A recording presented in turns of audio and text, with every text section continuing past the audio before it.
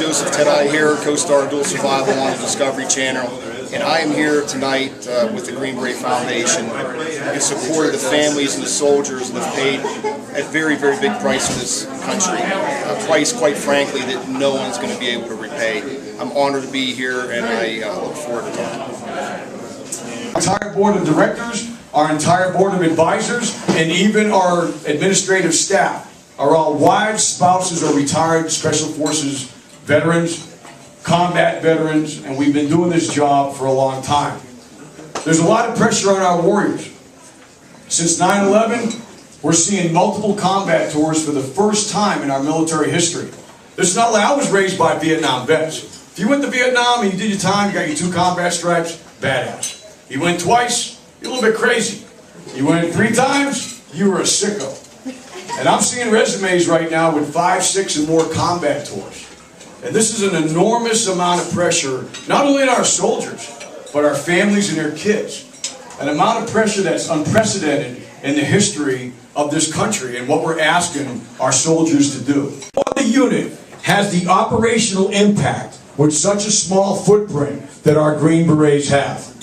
Every time you see Green Berets down there, America gets their bang for the buck.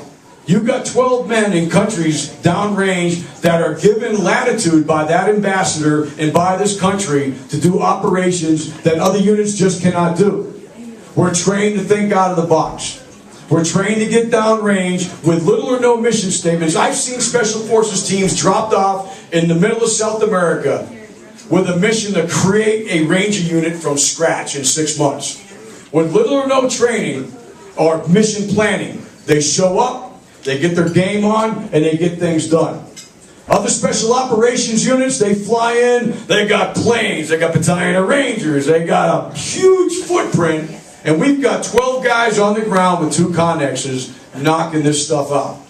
And these are the men that do it. They do it every day and every week for this country.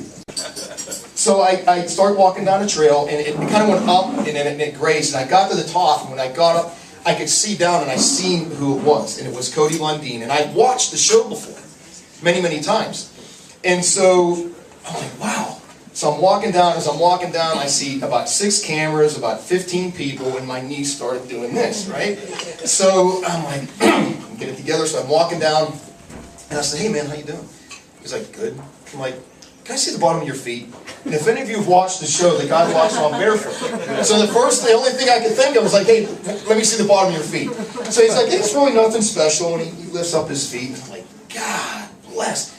They're nasty. I mean, they look like, they look and feel like a floor mat or something, but they don't smell. So some of you have asked me if his feet smell, they don't. And I never, to be honest with you, I've never looked for accolades. I've never wanted to be on TV. It was never a goal of mine. It was not a passion. I never thought of that ever. So here I was at this crossroad, and I asked myself, why am I doing this? Like, what is my motivation? And there were 2. One was to be as good a role model as I can for our children, and the other one was to represent the Special Forces community in the best light that I could. Those were the only 2 things I wanted. There is not a more worthy organization out there. There really isn't. These guys, you know, when you think about patriotism, and somebody asked me this the other day, you know, what is patriotism? And I've asked kids this. When you think about what it takes to voluntarily enlist in the military, voluntarily try out for a special operations unit, put your body and your mind through hell, knowing that the unit that you're trying out for is actively engaged in combat operations regardless if there's a war.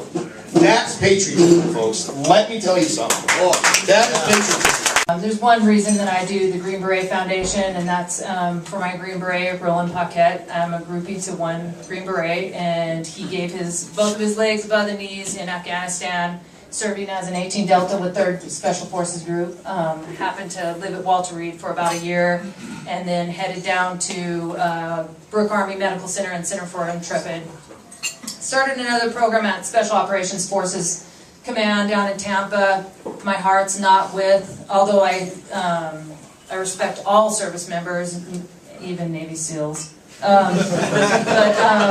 heart's with the Green Berets, which Green Beret equals Special Forces and Special Forces equals Green Berets. If you ever are confused about that, come by and talk to me about it, because it's something that'll make me sit down and visit with you.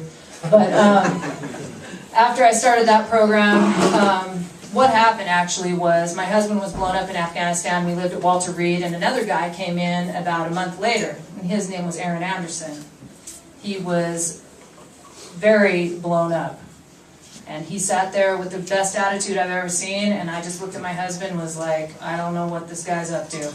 Anyway, we ended up working together down at SOCOM. He worked for me under a SOF program, and we stayed in touch, and then he stepped out and started the Green Beret Foundation, and I quit SOCOM, and we have been moving forward ever since. Bruce is a founding board of directors and kept us thinking outside the box the whole time. Here's Bruce, here's Jen. We're on different sides of the spectrum, but I keep Bruce out of the clink. Let's just put it that way.